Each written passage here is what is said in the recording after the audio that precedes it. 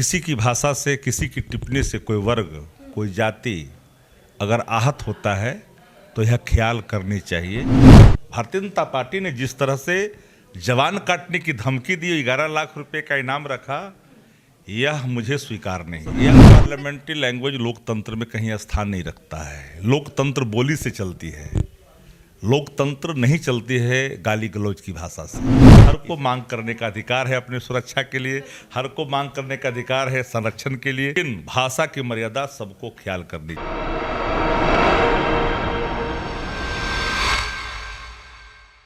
नमस्कार, आप देख रहे हैं DTV भारत और मैं हूं आपके साथ शर्मिला चौहान और हमारे साथ आरजेडी के प्रवक्ता शक्ति सिंह यादव हैं। बिहार में बवाल चल रहा है, बिहार के राजनीति गलियारे में बवाल चल रहा है। शक्ति जी, मांझी जी के बयान को लेकर सिर्फ बिहार ही नहीं, अब धीरे धीरे देश में भी बवाल शुरू हो गया है। क्या लगता है, क्या इस तरह की राजनीति करनी चाहिए? लोकतंत्र में लोकलाज, भाषा की मर्यादा दोनों महत्वपूर्ण स्थान रखता है।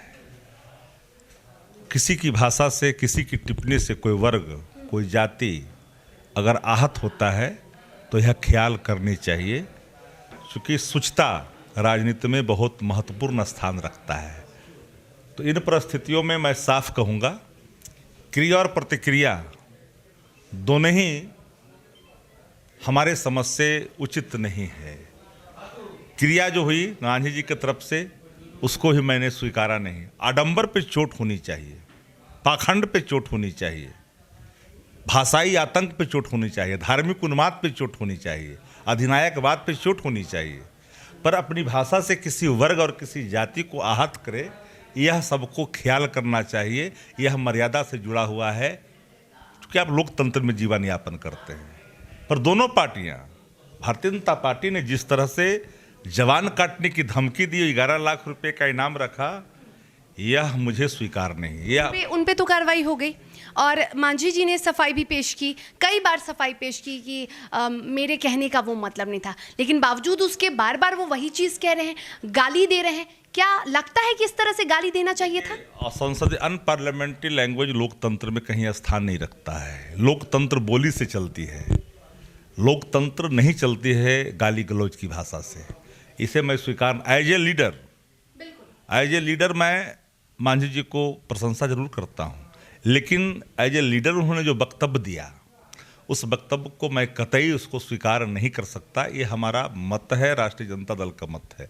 लेकिन इसके बावजूद भी मैं आडंबर पर, पाखंड पर, धार्मिक उन्माद पे, भाषाई आतंक पे, ये अंधविश्वास पे हमला होने चाहिए। ब्राह्मण एक व्यापक शब्द, ब्राह्मण इज नॉट कम्युनिटी, ब्राह्मण इज कैरेक्टर।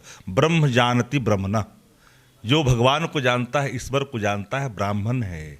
ब्राह्मण का कोई जाति नहीं होता, पंडित का कोई जाति नहीं। अगर विश्लेषण करेंगे व्याकरण में जाकर, तो पंडित का से ज्ञान से जुड़ा हुआ है, यानी ज्ञानी हैं आप। पर कर्म कांड पर अगर किसी प्रकार का प्रहार है अंधविश्वास पे, तो होनी चाहिए, क्योंकि समाज को अंधविश्वास के अंधेरे में नहीं जानी चाहिए।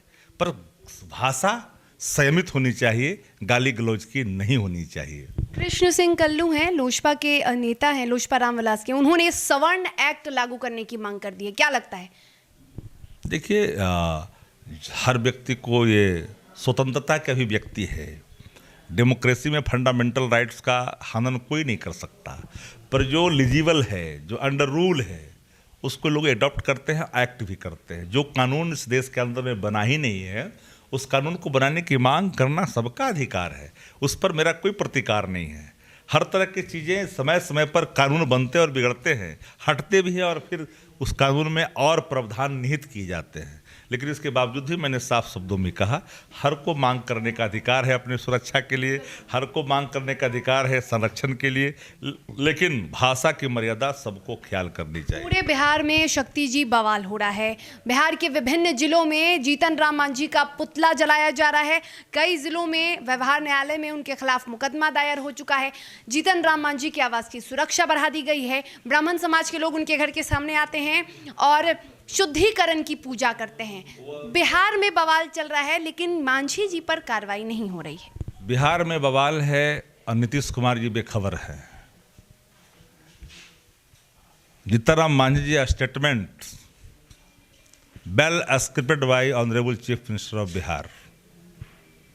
एक कहीं दूसरे का स्क्रिप्ट नहीं है, चूंकि मौन सुकृति लक्षणम, मुख्यमंत्री की चुप्पी उस सुकृति का प्रतीक है। मुख्यमंत्री ने चूंकि अपने एलआई पार्टनर लीडर्स जो फॉर्मर चीफ मिनिस्टर हैं बिहार के, उस पर अपनी सफाई नहीं दी है उन्होंने। इसलिए मैंने साफ शब्दों में कहा कि ये अनैतिक गठबंधन है।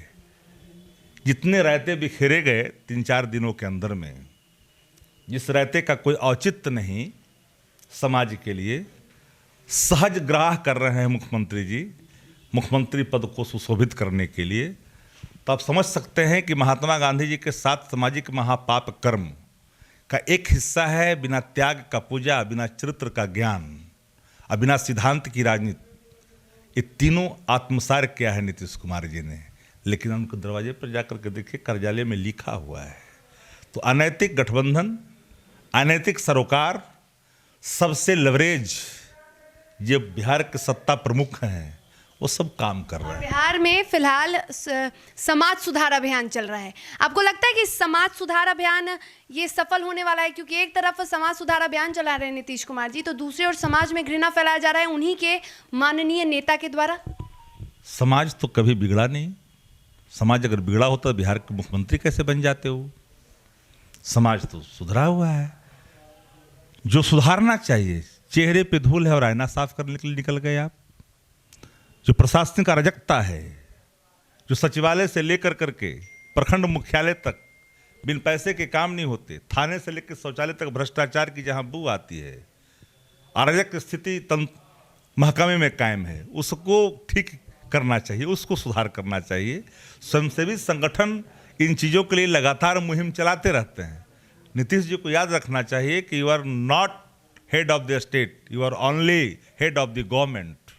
तो आपका दायित्व निहित है, उन दायित्वों के प्रति आप काम करिए। आपका काम जो नहीं है, इसका मतलब आपने मान लिया कि हमारा तंत्र निष्फल है, हमारा तंत्र एलिजिबल नहीं है, तब तो आप जनता के बीच में आप जाकर के इन बातों को पीपुल डोमेन में रख रहे हैं। तब तो आप जो कोबरा बटालियन जो नक्सल के खिलाफ काम करती है उसको आपने शराब के पीछे लगाया। तब तो आपने एटीएस एंटी टेररिस्ट स्क्वाड्स को आपने लगाया इसके पीछे जो आतंकवादी दस्ते के खिलाफ काम करती है। सवाल सामने खड़ा है। इन सवालों पर अगर गंभीरता से विचार करेंगे तो नीतीश कुमार जी की सरकार पूरी तरह से हर मोर्चे पर विफल ही सिर्फ नहीं है, बिल्कुल बिहार असहज स्थिति में आकर के खड़ा हुआ है और असहज स्थिति का प्रतीक हैं नीतीश कुमार जी। तेजस्वी यादव बेरोजगारी हटाओ यात्रा करने वाले हैं, कब से ये यात्रा होने वाली है और क्या लगता है कितनी सफल हो सकती है यात्रा? यात्रा सफलता का प्रतीक आपने देखा। जनादेश, भले ही जनता ने तो जनादेश दिया, चुनाव आयोग के आदेश के बाद सरकारें बन गई, अलग बात है। जनता ने जनादेश नीतीश कुमार जी के पक्ष में नहीं दिया, बेरोजगारी के पक्ष में दिया था, पलायन के पक्ष में दिया था।